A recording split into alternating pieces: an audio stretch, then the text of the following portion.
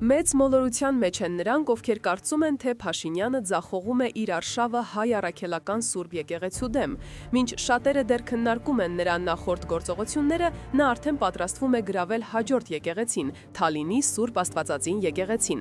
Թվերը կարող են մոլորեցնել։ Այո, ՔՊ-ի վարկանիշը անկում է ապրում, բայց անհրաժեշտության դեպքում Փաշինյանը դեռ կարող է հավաքել մի քանի հազար հոգի հերթական պատարագի համար։ Այս անգամ նա գործում է ավելի խորամանկ, օգտագործելով դեռ կարգալույծ չեղած քահանայի մասնակցությունը եւ մտցնելով քաղաքական ցենզուրա եկեղեցական ծեսերի մեջ։ Եթե կրկնվի Հովանավանքի սցենարը, ապա հաջորդ կիրակի կարող ենք ականատես լինել, թե ինչպես է մեզնից գողացվում նաեւ Թալինի Սուրբ Աստվածածին եկեղեցին։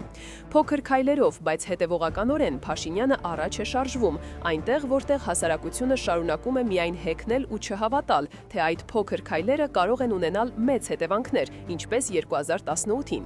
Եվ այնուամենայնիվ այս սրբապիղծ արշավը դատապարտված է ձախողման, ոչ թե իշխանության խոցելիության, այլ մեր հայ առաքելական Սուրբ եկեղեցու հազարամյա տոկունության ու պատմական փորձի շնորհիվ։